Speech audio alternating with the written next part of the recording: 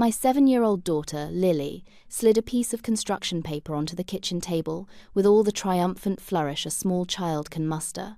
"I drew our house, Mommy," she announced.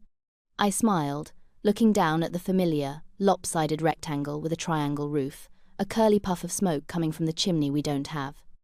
There was a smiling sun in the corner, and stick figures of me, her dad Mark, and herself on the bright green lawn.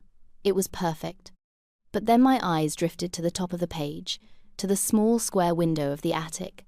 Inside, drawn in heavy, angry black crayon, was a face. It was just 2 circles for eyes and a grim straight line for a mouth. A shadow man. "Who's this, sweetie?" I asked, keeping my voice light. "That's the shadow man," she said matter-of-factly.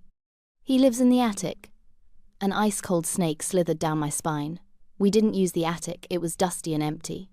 Later that night, after Lily was asleep, I showed the drawing to Mark. He stared at it for a long moment, his usual easy smile gone. He looked from the drawing to me, his expression unreadable, and then he leaned in close and whispered the words that would detonate my entire life. Before I continue the story, please subscribe.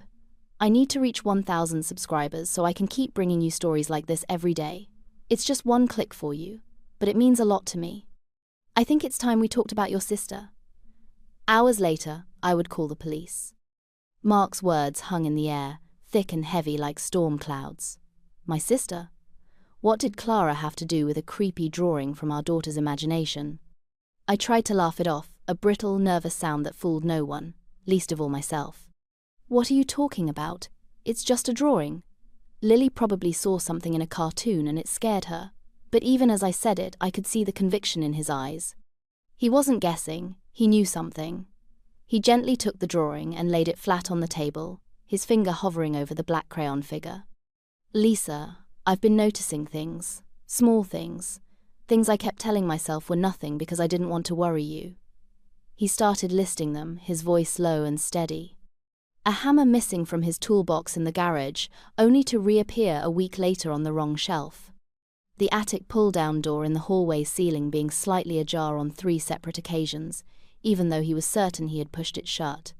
A package of cookies vanishing from the pantry, the kind I never buy because of Lily's allergy. Each one was a tiny, insignificant detail on its own, easily dismissed as forgetfulness or a simple mistake. It was the kind of stuff you'd call yourself crazy for even tracking. But hearing them all strung together, a chain of quiet, inexplicable events inside our own home, made the hair on my arms stand up. The shadow man in the window suddenly felt less like a fantasy and more like a portrait. I had actually called Clara earlier that day, before Mark got home, needing to share the weirdness of the drawing with someone. Her reaction was exactly what I should have expected, a loud, dismissive laugh. "Oh, Lisa, you're so dramatic," she'd chirped. "Kids have wild imaginations, you're probably just stressed. Are you getting enough sleep?" The conversation was a masterclass in subtle condescension. Every concern I raised was met with a patronizing explanation that painted me as an over-anxious, slightly hysterical mother.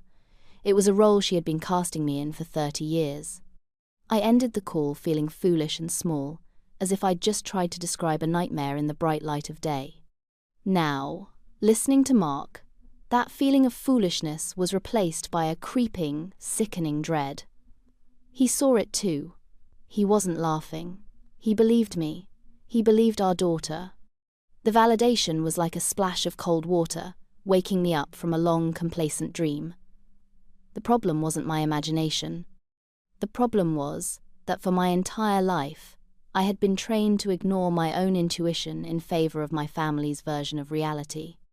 Thinking about Clara's phone call sent me spiraling back through decades of carefully curated memories, all of them polished to a high shine by my family's official narrative. In our family, there were 2 roles. Clara was the golden child, the free spirit, the one who was too creative and brilliant to be burdened by boring things like consequences. And I was the other one.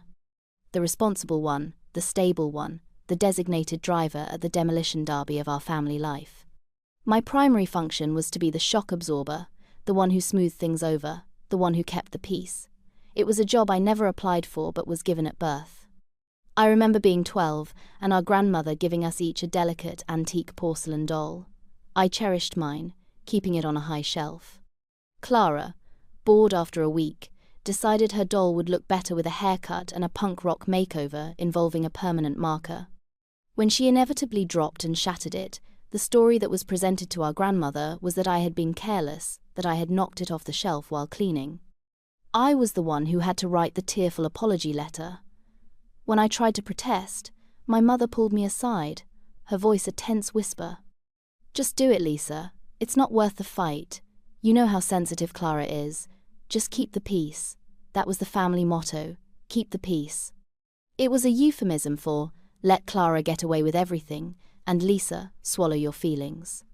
This pattern repeated itself endlessly. The time she borrowed my car and got a speeding ticket in my name, which I ended up paying to avoid a fuss. The time she forgot to pay me back, the $500 I loaned her for a security deposit on an apartment she abandoned a month later. Each time, my protests were met with the same wall of dismissive sighs and accusations of being difficult. "You're making a big deal out of nothing. Family helps family, Lisa. Why do you always have to be so dramatic?" They were masters of gaslighting before I even knew the word existed. They could convince you that the sky was green and you were being difficult for suggesting it was blue. My relationship with Mark had been a revelation. He was the first person who didn't seem to operate inside this bizarre, upside-down world my family had constructed. He saw the manipulation for what it was. Early in our relationship, he witnessed Clara throw a tantrum at a family dinner because I had bought a brand of wine she didn't like. She accused me of being passive-aggressive and deliberately trying to ruin her night. My parents immediately rushed to her side, coddling her and shooting me disappointed looks. I had been ready to apologize, as usual, but Mark grabbed my hand under the table. Later, he said, "That was insane. None of that was your fault." It was the first time anyone had ever said that to me. It was like I had been breathing toxic fumes my whole life, and someone had finally opened a window. Now, standing in my kitchen, the phantom of a crayon monster staring up at me, I realized that window had been slowly closing again. I had gotten so used to the peace of my own home, my own family with Mark and Lily, that I had let my guard down. I had mistaken distance for change. But my family hadn't changed at all. Clara's voice on the phone was the same one that had convinced a 12-year-old me to take the blame for a broken doll. It was condescending, manipulative, and designed to make me doubt my own sanity. And it had almost worked. Mark took a deep breath, the kind you take before delivering bad news. "It's not just the missing things, Lisa. There's more." He led me to the hallway, right under the square outline of the attic access panel. "I didn't want to tell you this because I knew how your family would react. They'd say I was crazy, that I was turning you against them. And, honestly, I felt a little crazy myself." He pointed up at the ceiling. "I've been hearing noises, not loud noises, just faint sounds. A soft thump in the middle of the night. A creak, when no one is supposed to be moving around. I'd get up to check on Lily, and she'd be fast asleep.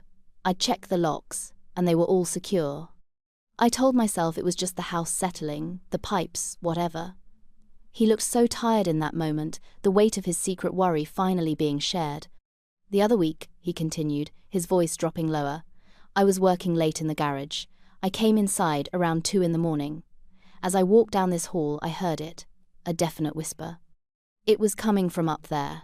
He gestured to the attic. I froze. I stood here for maybe 5 minutes, just listening. I didn't hear it again. I convinced myself I was exhausted, that my mind was playing tricks on me.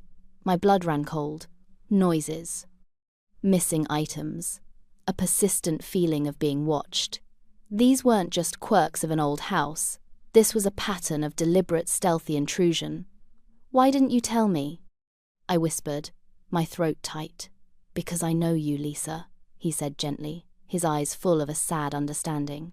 "Your first instinct would have been to call Clara or your mum. You'd tell them what was happening, and they would have done exactly what Clara did today. They'd tell you that you're being paranoid, that I'm being paranoid, that we're both overreacting. They would have turned it into a story about how your high-strung husband is making you anxious. You would have felt torn, and you would have ended up defending them against me, and defending me against them. It would have been a whole drama, and at the end of it, nothing would have been solved." He was right. That was exactly what would have happened. My stomach churned with a nauseating mix of shame and anger. Shame that I was so predictable, and anger that my family had conditioned me to be that way. They had programmed me to seek their approval, to doubt my own judgment, to always prioritize their feelings over my own safety. Lily's drawing wasn't a product of a child's overactive imagination. It was the product of a child's observation. Children are unfiltered, they draw what they see, and Lily had seen a man in the attic window, the shadow man. A real person who was whispering and creaking and stealing things from us. A person who was living, secretly, in the space just above our heads. A space Clara had access to. A shiver traced its way up my spine as I remembered, with crystal clarity, a conversation from 2 years ago. The decision was made without another word. We had to go up there. The thought of what we might find filled me with a primal fear, but the thought of not knowing was somehow worse. Mark pulled the cord for the attic ladder, and it unfolded with a series of loud, protesting groans that seemed to echo the dread in my chest. He went first, his feet disappearing into the darkness. I followed, my heart hammering against my ribs. The air in the attic was thick and still, smelling of dust and old wood and something else, something faintly sour and lived in. Mark flicked on a bare bulb that hung from a central rafter, casting a weak yellow light over the space. It wasn't a large attic, just a storage area that ran the length of the house, filled with old boxes of holiday decorations, baby clothes Lily had outgrown, and forgotten furniture shrouded in white sheets like slumbering ghosts. At first glance, it looked exactly as it should, dusty, cluttered, and undisturbed. "See? Nothing," I said, my voice sounding unnaturally loud in the silence. I wanted to be wrong. I desperately wanted to go back downstairs, lock the attic, and pretend this whole conversation never happened. But Mark was already moving deeper into the space, his flashlight beam cutting through the shadows.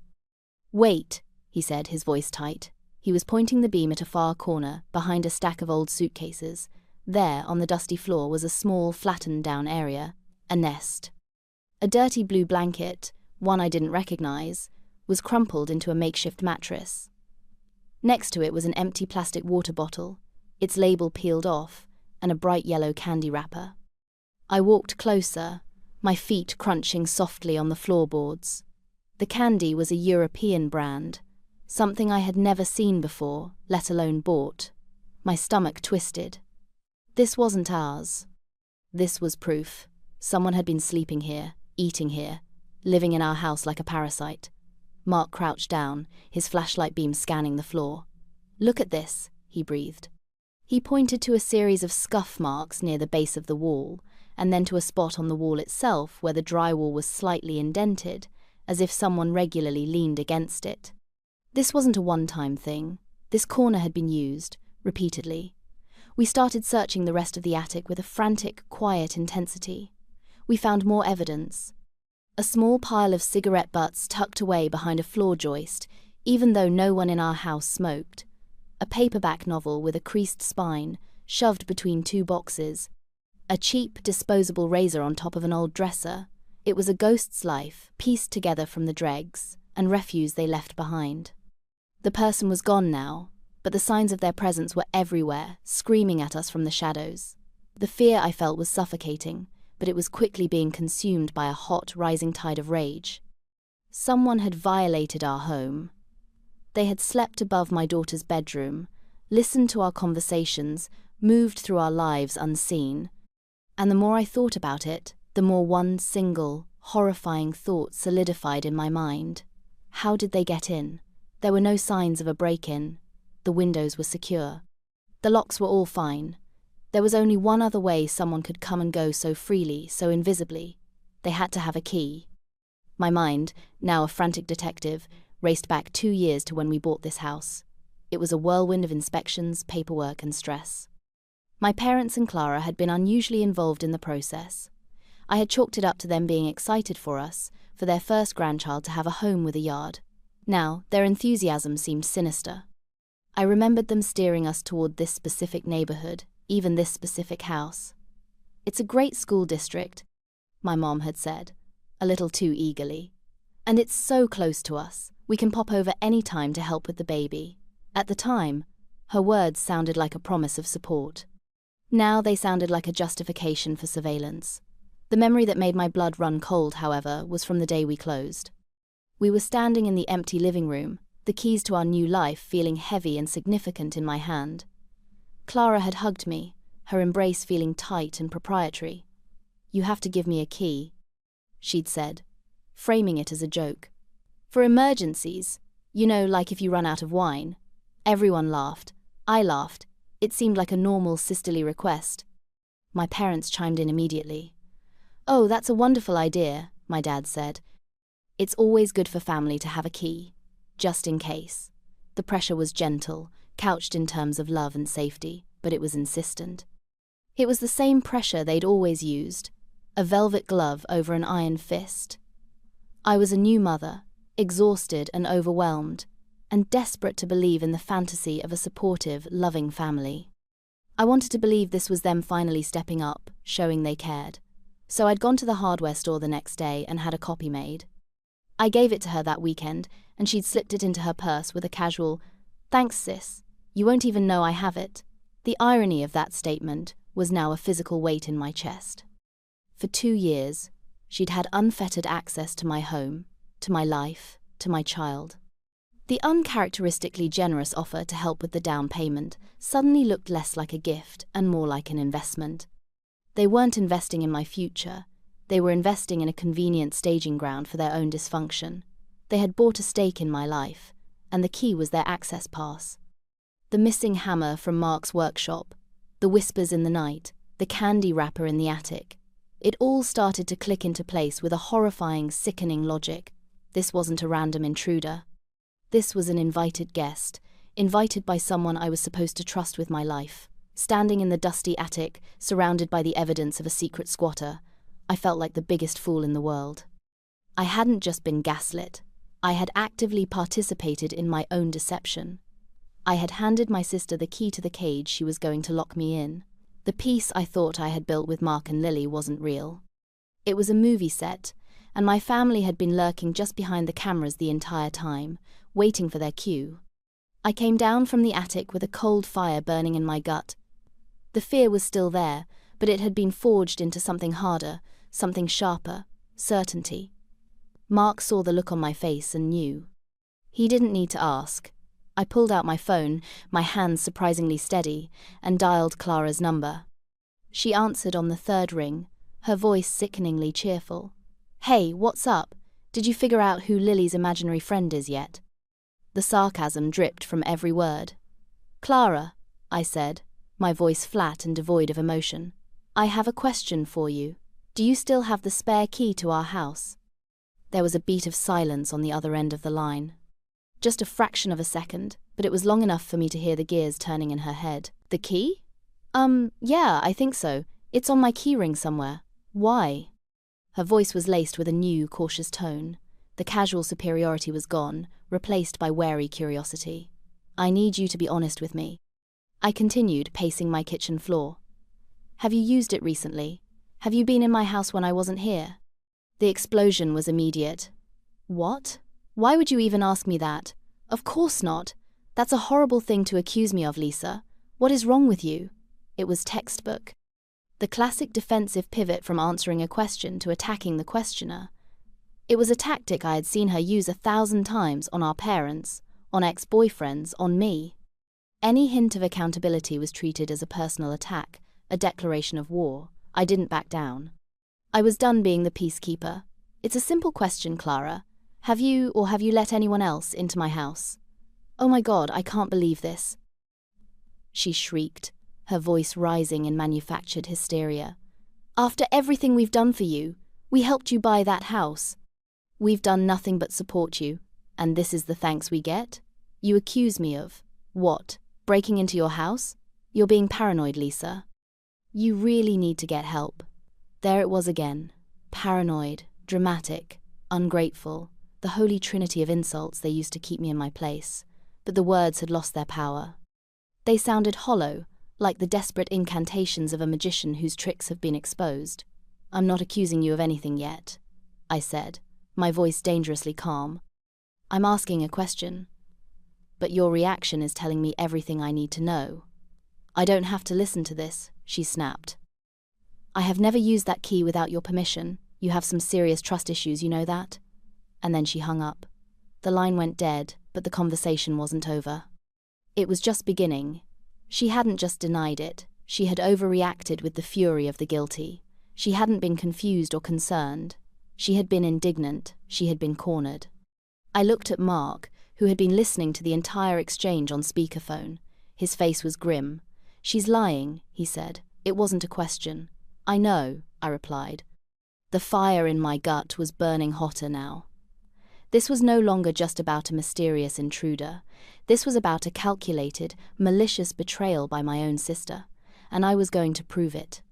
The denial, the manufactured rage from Clara, it solidified our resolve. We were past the point of family discussions or gentle confrontations. This was a home invasion, orchestrated from the inside. We needed proof, something undeniable that she couldn't wriggle out of with her usual blend of tears and accusations. We need to see who it is, Mark said, his jaw tight with anger. We can't go to the police with a kid's drawing and a candy wrapper. They'll tell us it's a family dispute. He was right. We needed to catch the shadow man on camera. The idea of planting a camera in my own home felt like a violation, a descent into the kind of paranoid behavior Clara was so quick to accuse me of. But what choice did we have? The trust was already shattered. My home was already violated. This was no longer about feelings, it was about facts. Mark, ever the practical one, went online and found a small, motion-activated security camera at a local electronics store. It was tiny, easily hidden, and would send a notification to his phone the second it detected movement. While he went to pick it up, I did my part. I had to set the stage. I called my mum, my voice carefully calibrated to sound normal, maybe a little stressed from the week. I told her that Mark's parents were having a small anniversary get-together and that we were planning to drive up for the weekend to surprise them. It was a complete fabrication. Mark's parents lived 3 states away, and their anniversary was 6 months ago. But it was plausible. "Oh, that's so lovely," my mother gushed. "It will be so good for you guys to get away. You sound like you need a break." I could almost hear the silent relief in her voice. The paranoid daughter was leaving town. The coast would be clear. I made sure to mention the exact time we'd be leaving on Friday afternoon and when we'd be back on Sunday evening. I knew my mother would relay every single detail to Clara. They operated like their own private intelligence agency, and I was the primary subject of their surveillance. That evening, after Lily was in bed, Mark and I went back into the attic. It felt different this time. We weren't just scared victims, we were hunters setting a trap.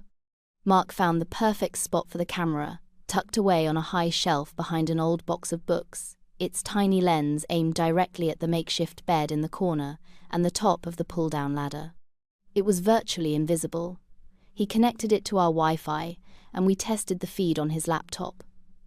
The image was surprisingly clear, a grainy black and white view of our dusty, silent attic.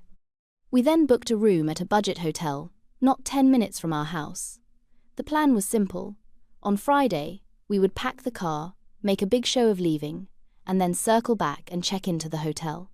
From there, we would become silent observers in our own home, waiting for the shadow man to make his appearance. It felt insane, like something out of a movie. But as I looked around my house, at the place that was supposed to be my sanctuary, I knew it was the only way. I needed to see the face of the person who had been haunting my family. I had a sickening feeling I already knew who it was, but I needed to see it with my own eyes. I needed the truth, no matter how ugly. Friday afternoon felt surreal. We packed overnight bags, loading them into the trunk of our car in full view of the street. I even strapped Lily's car seat into the back, a prop in our elaborate play. We waved to our next-door neighbor, who was watering her lawn. Everything looked perfectly normal, a happy family heading off for a weekend trip. I felt like a spy in my own life. As we drove away, I didn't look back at the house. I was too afraid of what I might see, a face in the attic window, watching us leave. The hotel room was cheap and smelled faintly of disinfectant and despair. We ordered a pizza and set up the laptop on the small desk. The screen showed the live feed from the attic, silent, still, and empty. the waiting was excruciating. Every creak of the hotel's ice machine made me jump. Every shadow in the grainy black and white feed looked like a person. Hours ticked by. 7 p.m., 9 p.m., 11 p.m. Nothing. A sliver of doubt began to creep in. What if I was wrong? What if Clara was telling the truth? Maybe the candy wrapper belonged to a roofer from years ago. Maybe Mark and I were just exhausted, stressed-out parents connecting dots that weren't there. The thought was both terrifying and, in a strange way, comforting. Being crazy was a terrible diagnosis, but maybe it was better than the alternative. Maybe we should just go home, I whispered to Mark, who was staring intently at the screen.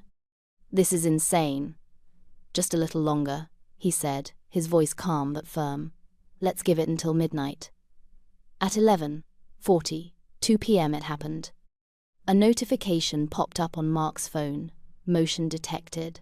My breath caught in my throat. On the laptop screen, the straight, bright line at the bottom of the attic ladder began to change. The panel was moving. It pushed upwards, slowly, silently, and then a head appeared, a man's head, with shaggy, unkempt hair. He paused, listening, before hoisting himself the rest of the way up. He moved with a familiar, lazy confidence, as if he owned the place. He wasn't a stranger. My mind frantically tried to place the face, the slouching posture. And then he turned slightly, and the dim light caught his features. It was Rick, Clara's ex-boyfriend. The one she had made such a dramatic show of breaking up with 6 months prior. The one she'd cried on my shoulder about for weeks, calling him a toxic, manipulative deadbeat who she was finally strong enough to cut out of her life. She had lied. All of it had been a lie. He was living in my attic. He was the shadow man. I felt a wave of nausea so intense I had to grip the edge of the desk. The betrayal was so much deeper, so much more twisted than I could have ever imagined. It wasn't just that Clara had given him the key. She had installed her deadbeat, fugitive ex-boyfriend in my house, just feet above my daughter's bedroom, and had played the victim to me the entire time. I couldn't speak. I just stared at the screen, at the ghost who had been haunting my homemade flesh. Rick looked comfortable, at ease. He stretched, pulled the dirty blue blanket from the corner, and settled down against the wall, pulling out a phone. He was making himself at home in my home. Mark put a steadying hand on my shoulder. His knuckles were white. He was just as stunned, just as furious as I was. We watched in silence for what felt like an eternity but was probably only 10 minutes. Then, more movement. The attic door opened again.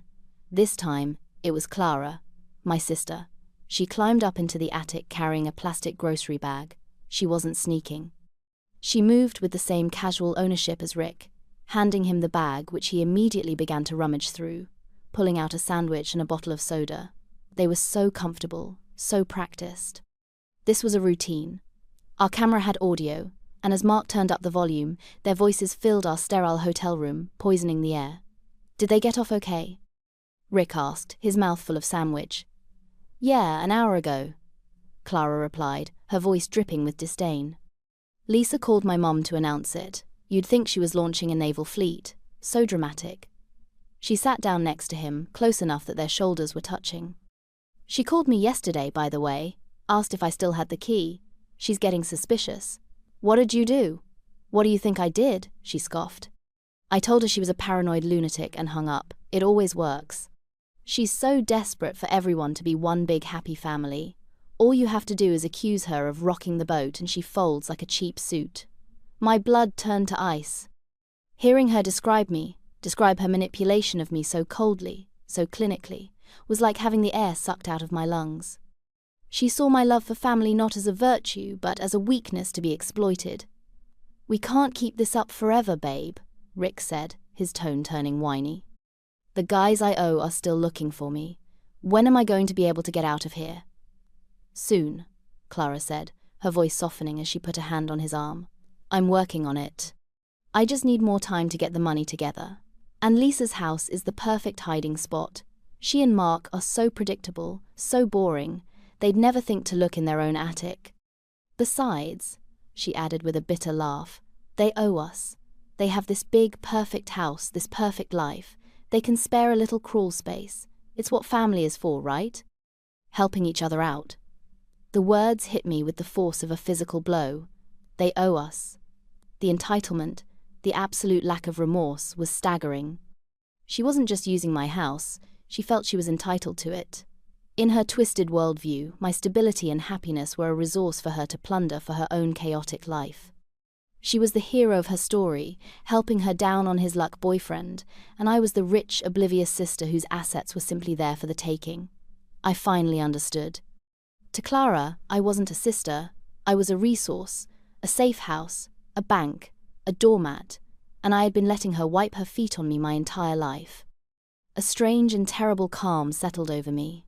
The shock, the nausea, the hurt was all still there, but it was now submerged beneath a layer of ice-cold clarity.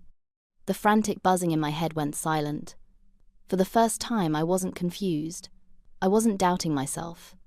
I was seeing my sister, my family, for exactly who they were, completely unmasked. The video playing on the laptop wasn't just evidence of a crime. It was the final, irrefutable page of a 30-year case study in emotional abuse and manipulation. There would be no more excuses. No more keeping the peace. There was no peace to keep. There was only their chaos, which they had expertly disguised as family. Mark was a coiled spring of fury beside me. "I'm calling the police," he said, his voice a low growl as he reached for his phone. "We have them, trespassing, breaking, and entering." "No," I said, my voice steady. It surprised even me. "Not yet." He looked at me, confused. "Lisa, there is a man who is hiding from criminals living in our attic, a man your sister let in. This is not a family squabble anymore. This is dangerous." "I know it is," I said, never taking my eyes off the screen where my sister was now laughing at something her fugitive boyfriend said. "And we will call them, but not first. There's something I have to do before the police get involved. I need to do this my way." He saw the look in my eyes, the hard, unyielding glint that he'd never seen there before, and he nodded slowly. He understood. This wasn't just about getting Rick out of our house. This was about dismantling the entire rotten structure of my family. Calling the police immediately would turn Clara into a victim in our parents' eyes.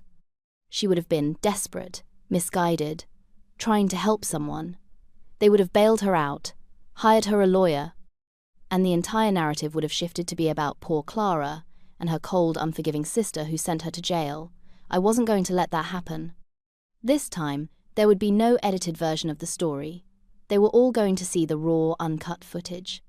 My parents, who had enabled her, who had created the very system of dysfunction that led to this moment, they had to be there. They had to see what their golden child was truly capable of. They had to be stripped of their ability to plead ignorance. We sat there and watched for another 20 minutes, until Clara finally kissed Rick goodbye and slipped back down the ladder, pulling the door shut behind her. The attic was silent again. Mark meticulously downloaded the video file, creating multiple copies, saving them to the cloud, to a USB drive, to his phone. We had our proof. It was time to go home and set the final stage. I finally felt in control. The person who had left the house that afternoon was gone. She was accommodating, conflict-averse, and desperate for her family's approval. The person who would be returning was someone they had never met before. And she was done keeping the peace. She was going to burn it all to the ground. The next morning we checked out of the hotel. Driving back into our own neighborhood felt like returning to a war zone. The house looked the same on the outside, but I knew it was compromised, the sanctity of it shattered. We entered through the front door, and the first thing I did was walk to the hallway and stare up at the attic door. The shadow man was up there, sleeping, breathing, existing right above our heads. The thought was so repulsive, it made my skin crawl. We had to act as if everything was normal. We put Lily down for her nap, her innocence, a painful contrast to the sordid reality of our situation. Then, I picked up my phone. It was time to summon the audience. I called my mother first. "Hi, Mom," I said, my voice bright and breezy. "We decided to come back early. Mark wasn't feeling well.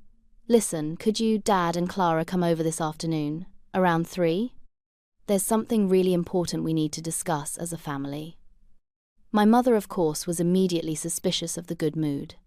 "Is everything okay, dear? You sound strange." "Everything's fine. I lied smoothly. I just have some exciting family news to share, and I want everyone to be here for it.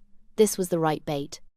The suggestion of exciting news, a possible pregnancy, a promotion for Mark would be irresistible to them.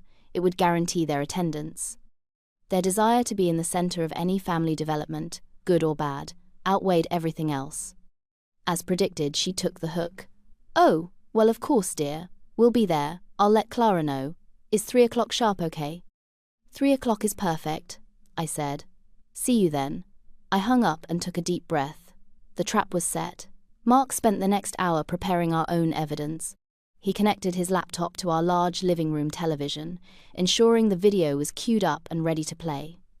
The image on the massive screen would be unavoidable, undeniable. He turned the volume up, testing it, making sure every whisper, every damning word would be crystal clear. While he did that, I walked through my house, touching things Lily's toys.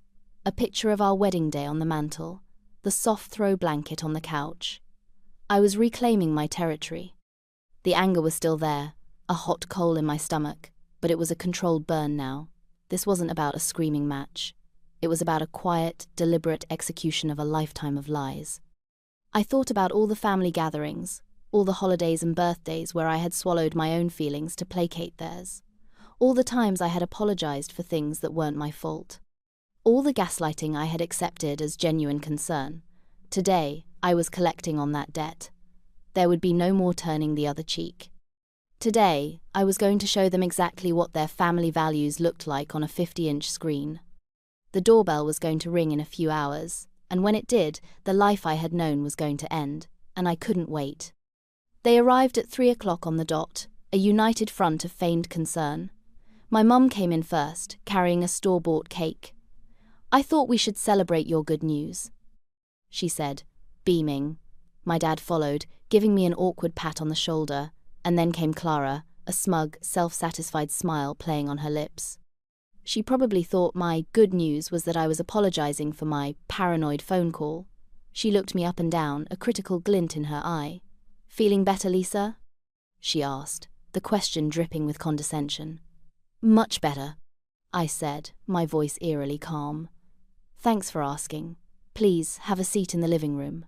Mark was standing by the fireplace, a silent, unmoving statue. His presence was formidable. He didn't greet them, just nodded curtly. This immediately set them on edge. The festive atmosphere they had anticipated was nowhere to be found. The air in the room was thick with unspoken tension. They settled onto the couches, my parents looking confused, Clara looking irritated. "So?" my mom said, breaking the silence. "What's this big news? You're making us nervous." I remained standing. I wanted to tower over them, to control the room. I looked at each of them, my gaze lingering on Clara, who refused to meet my eye. "I do have something to share with you," I began, my voice even and low. "It's about family. It's about what it means to trust your family, what it means to protect your family." My parents nodded along, murmuring their agreement. "Of course, dear. Family is everything. Family is the most important thing," my dad added. "And what happens when that trust is broken?" I asked, my voice getting colder. "What happens when a member of the family puts everyone else in danger for their own selfish reasons?" Clara shifted uncomfortably on the couch. "Lisa, what is this? If this is about our phone call the other day, I think you're blowing things way out of proportion. I'm not talking about a phone call, Clara," I said. "I'm talking about this."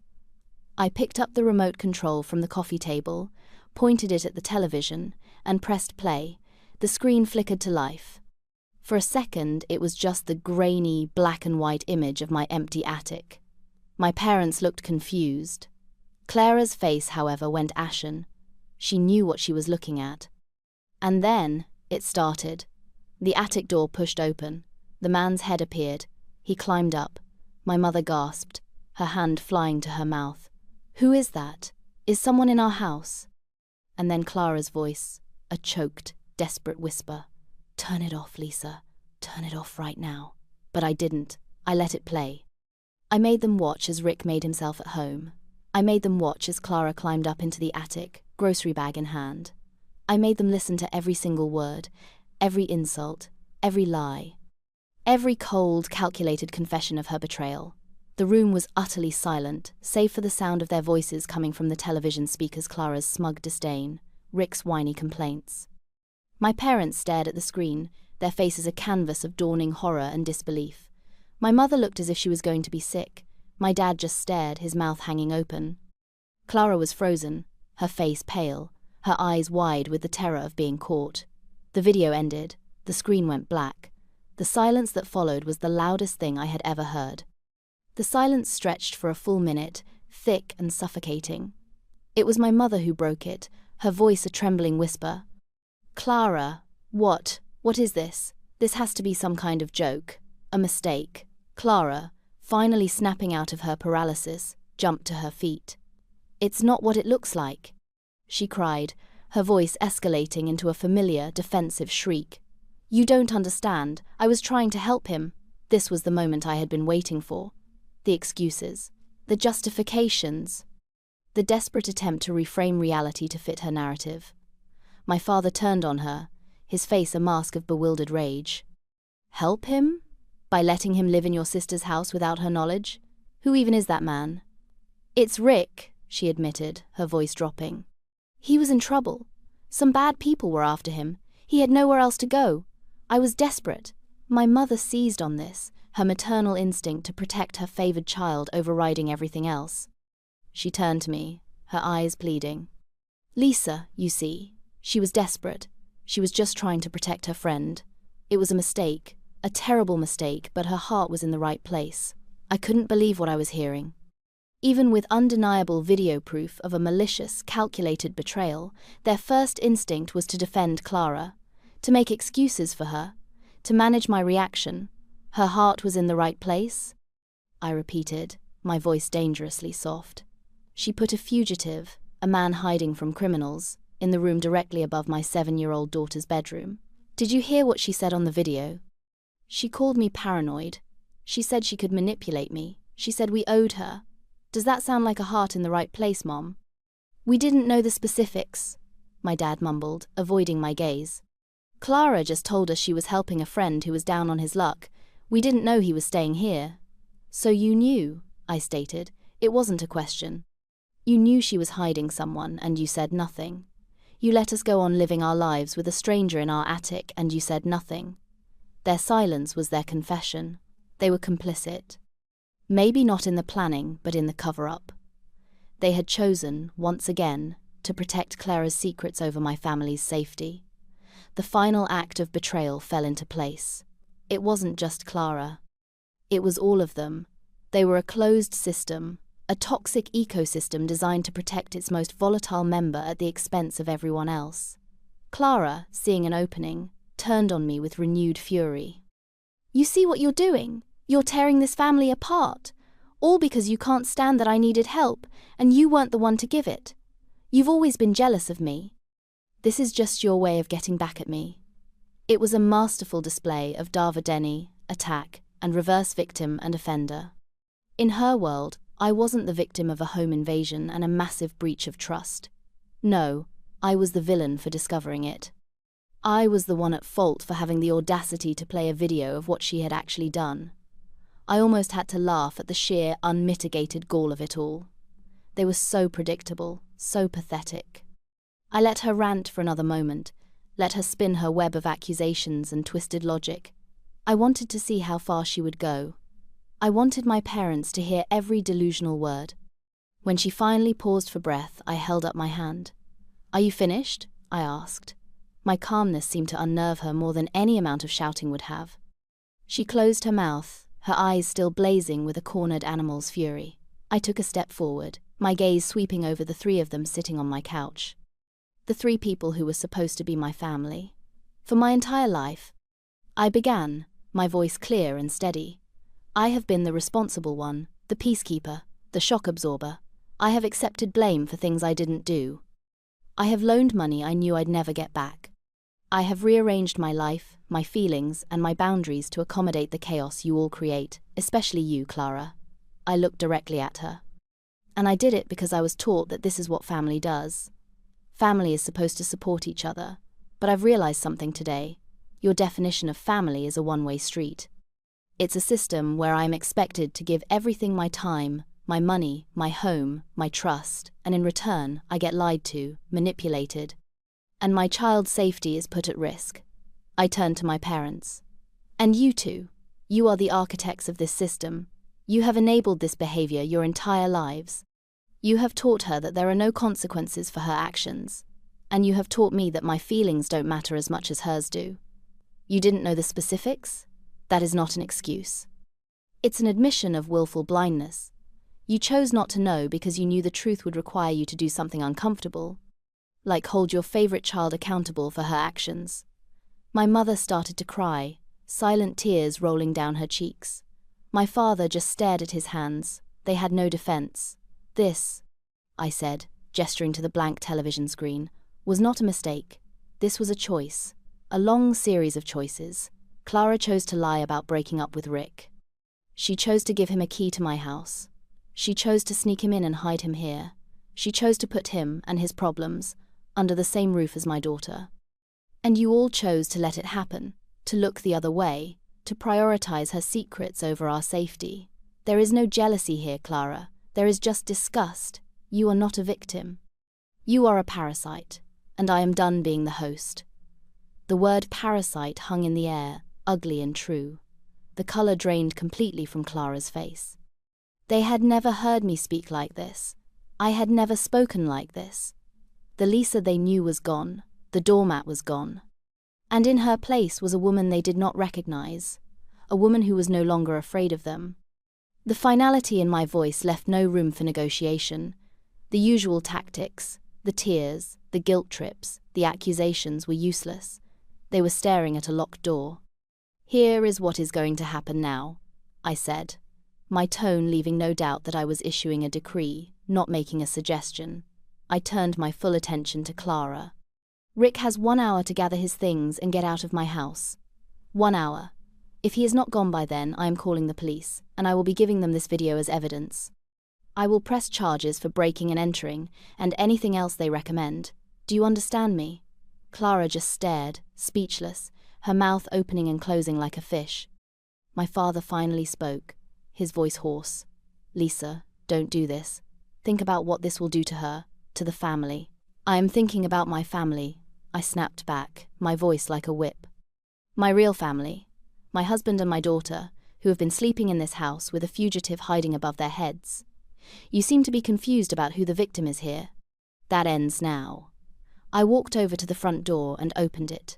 The clock starts now, Clara. For a moment she didn't move. She looked at our parents, expecting them to intervene, to save her like they always did. But they were broken. They had nothing left. They just looked at her with a mixture of pity and terror. Finally, she seemed to realize that the game was over. She had lost. She walked, zombie-like, to the hallway, pulled down the attic stairs, and disappeared into the darkness. We could hear her up there, frantic, muffled whispers. I then turned back to my parents. While we're waiting, I have something else for you. I walked over to my sister. I want the key. Clara looked at me, her eyes filled with a venomous hatred. This was the ultimate humiliation for her. Not just getting caught, but having to surrender her power, her secret access. She fumbled in her purse, her hands shaking with rage, and pulled out her key ring. She ripped the key off it and threw it on the floor between us. It landed with a small metallic clink. I didn't pick it up. I just looked at her. Now, get out. She stormed out the front door without another word, slamming it behind her. I then looked at my parents, who were still sitting on the couch, looking like survivors of a shipwreck. You two as well. I want you out of my house. The locks are being changed tomorrow. You are no longer welcome here. My mother let out a sob. Lisa, please, don't do this. We're your parents. My parents should have protected me, I said, my voice cracking for the first time, not with sadness, but with the sheer weight of a lifetime of disappointment. My parents should have protected their grandchild. You failed. Now, please, leave. They stood up, defeated. As my mother passed me, she reached out a hand as if to touch my arm, but I flinched back. The look on her face was one of profound shock. It was the first real boundary I had ever set with her in my entire life. They walked out, closing the door softly behind them, leaving Mark and me alone in the sudden, deafening silence of our living room. A few minutes later, we saw Rick scurry out of our side gate and down the street, a duffel bag slung over his shoulder. He was gone. They were all gone. The days that followed were eerily quiet. The absence of my family's constant, low-grade chaos was like the sudden cessation of a humming refrigerator you never noticed until it was gone. The silence was vast and liberating. We changed the locks the very next day. The locksmith was a cheerful man who whistled as he worked, oblivious to the drama that had necessitated his visit. The sound of the new tumblers clicking into place was one of the most satisfying sounds I had ever heard. It was the sound of security, of a final physical boundary being erected between my family and theirs. Mark installed a full security system, complete with cameras covering every entrance. We were turning our home into a fortress, and it felt wonderful. The texts started about a day later. The first few were from my mother, pleading, "Lisa, we need to talk. This has all been a terrible misunderstanding. Your sister is a mess. You need to call her." I read them and deleted them without replying. Engaging would be an invitation to be pulled back into their vortex of denial and blame. A few days after that, the tone shifted. The pleading texts were replaced by angry ones from Clara. "I can't believe you did this to me. You've ruined my life. Some sister you are." The most galling one simply said, "I hope you're happy." I read that one and laughed out loud. It was so perfectly her, so utterly devoid of self-awareness. I was happy. I was happier than I had been in years. I blocked all their numbers. My father never texted or called. His silence was, in its own way, the most damning response of all. It was an admission of his own cowardice, his inability to stand up to his wife and daughter, or to do the right thing for his other child. A week turned into a month. The quiet held. I found myself unclenching muscles I didn't even know were tense.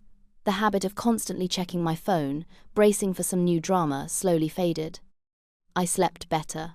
I had more patience with Lily. I felt lighter. Mark and I talked a lot. He let me cycle through the anger, the grief for the family I wished I had, and the profound, bone-deep relief.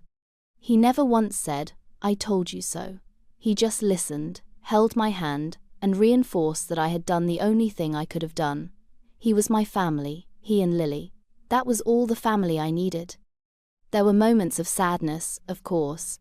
Walking past the aisle in the grocery store with my mother's favorite tea, hearing a song on the radio that Clara and I used to love as teenagers. They were like phantom limb pains, echoes of something that had been amputated. But then I would remember the look on Clara's face in the attic video, the cold, calculating disdain, and the sadness would vanish, replaced by the grim certainty that I had cut out a cancer. My life was finally my own, and I would never, ever give them the key again. Reclaiming our house was a slow but steady process. It wasn't just about changing the locks and installing cameras. It was about cleansing the space of the toxic energy that had invaded it. We started with the attic. We put on masks and gloves and, with a grim determination, we cleared out the corner where Rick had made his nest. We threw out the dirty blanket, the cigarette butts, every last trace of his existence. We scrubbed the floorboards, bleached the area, and set off an insect bomb for good measure, not for bugs, but for the symbolic fumigation of the space. It felt like an exorcism. The most difficult part, by far, was talking to Lily. She was 7, old enough to know something was very wrong. She kept asking when Aunt Clara and her grandparents were coming over again. My heart ached every time she asked. How do you explain to a child that the people who are supposed to love her unconditionally are not safe people to have in her life? Mark and I sat her down one afternoon. I kept it simple, truthful, but age-appropriate. "Honey," I started, "sometimes grown-ups make very bad choices that can hurt people. Aunt Clara made some very bad choices that were not safe for our family. So, we need to take a long break from seeing her and Grandma and Grandpa for a while." Her little face crumpled. "But I miss Aunt Clara." "I know, sweetie, and it's okay to miss her," I said, pulling her into a hug. "But Mommy's most important job is to keep you safe, and our house safe, and this is the best way to do that right now." She didn't fully understand, but she accepted it. Children have a much greater capacity for accepting the truth than we give them credit for. They can sense authenticity, and she could sense that we were protecting her. The house started to feel different. Lighter. The creeping dread I used to feel in the evenings was gone. There were no more strange noises to explain away. No more missing items to puzzle over. It was just our home again, a sanctuary for our little family of 3. We filled it with laughter and new, happy memories. We had movie nights on the couch, built sprawling Lego castles in the living room, and had dance parties in the kitchen while making dinner. We were consciously, deliberately overwriting the bad history with good. We were healing. One evening, months later, Lily came to me with another drawing. This one was of the 3 of us in our backyard, having a picnic under the smiling sun. There was no house in the background, no attic window, no shadow man. It was just us, together and happy. I taped it to the refrigerator, right where the other drawing had been. It was a picture of our future, and for the first time in a long time, I felt nothing but peace when I looked at it. 6 months after the confrontation, a small, square package arrived in the mail. It had my parents' return address on it. My first instinct was to throw it directly in the trash, unopened. Curiosity, however, got the better of me. What could they possibly think to send me? An olive branch, an apology. I opened it in the kitchen, with Mark standing by as my silent support. Inside, nestled in tissue paper, was a cheap, silver-plated photo frame, the kind you buy at a discount store for $5. It still had the stock photo of a smiling, generic family inside. Tucked into the frame was a greeting card. The front of the card had a flowery, sentimental painting of a winding country road.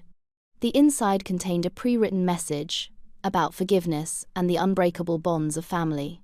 Below it, my mother had written a short, looping script. "Dear Lisa, we saw this and thought of you. It's been a while. Family is forever, no matter what. We hope you can find it in your heart to forgive the misunderstandings and we can all move forward. Love, Mom and Dad." I read it twice, just to make sure I was comprehending the sheer breathtaking audacity of it. Misunderstandings, that's what they were calling it now. A home invasion, a fugitive squatter, a lifetime of manipulation, all bundled up and neatly labelled as a misunderstanding. There was no apology, no acknowledgement of the danger they had put us in. No accountability whatsoever. They hadn't learned a single thing. They still believed that if they just waited long enough and sent a meaningless, guilt-tripping trinket, I would eventually fold.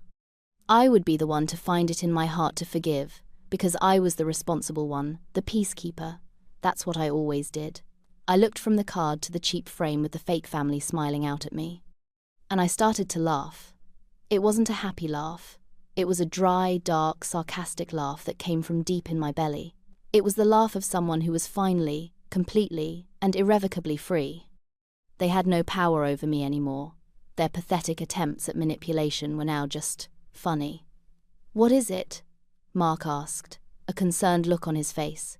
I handed him the card. He read it, and his expression shifted from concern to pure disgust. "Unbelievable," he muttered. I picked up the card and the photo frame, walked over to the kitchen trash can, and dropped them in. They landed with a hollow, unsatisfying thud on top of that morning's coffee grounds. It was the perfect place for them. My family wasn't forever. My peace was. The transaction was a perfect little summary of our entire relationship. They offered a cheap, empty gesture, and I was expected to fill it with my own forgiveness and gratitude. The store was closed. The account was settled. I would not be making any more deposits. A full year has passed now. Life is calm. It's a strange feeling, this absence of perpetual crisis. For years, I operated with a baseline level of anxiety, a constant state of readiness for the next phone call, the next emergency, the next passive-aggressive comment that would send me into a spiral of self-doubt. I didn't even realize how heavy that burden was until it was gone. Now, my shoulders are lower. My jaw isn't clenched. The peace in our home is real, not a fragile ceasefire waiting to be broken. Mark and I are stronger than ever.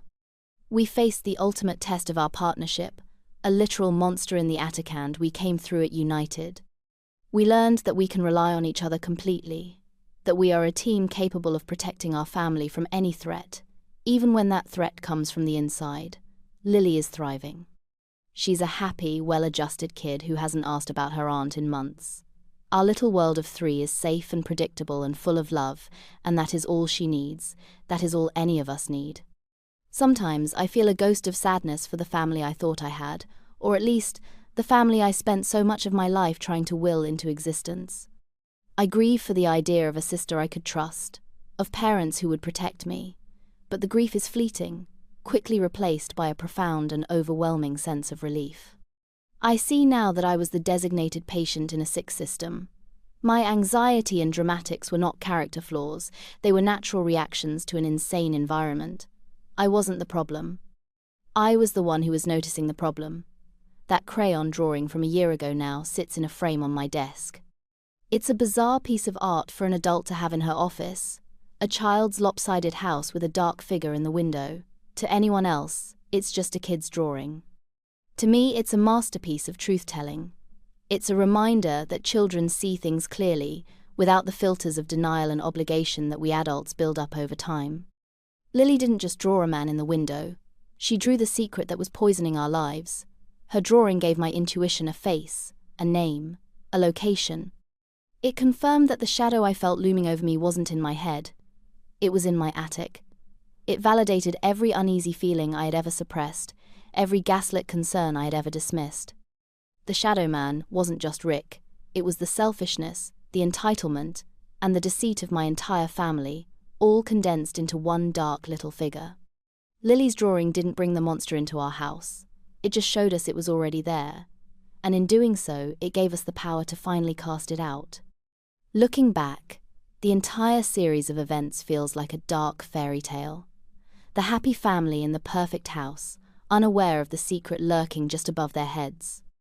The innocent child who, through a simple act of creation, exposes the hidden evil. The final dramatic confrontation, and the casting out of the villains.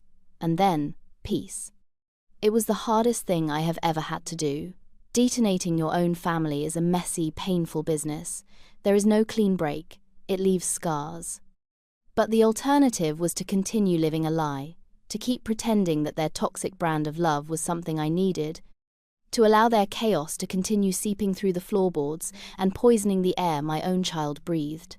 I chose to save my own family over the one I was born into. I chose peace over performance. I chose sanity over submission. I found out later, through a distant cousin who I still talk to, that Clara and Rick are still together, bouncing from one cheap apartment to another, always one step ahead of some new problem they've created.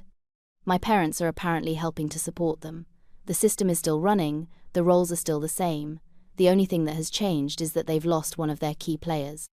They lost their built-in safety net, their reliable shock absorber, and I have lost a lifetime of anxiety and obligation. It seems like a fair trade to me. We are happy, we are safe, we are free.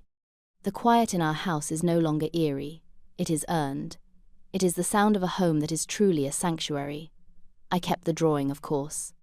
It's a stark, powerful reminder that the truth often comes from the most unexpected places, and that you must have the courage to look at what it's showing you, no matter how terrifying. Lily's drawing saved us. It exposed the monster that was already inside our house. I cut my family out of our lives completely, and I have never once regretted it. So, I'll ask you, the way I sometimes ask myself late at night when I think about it all, did I go too far or not far enough?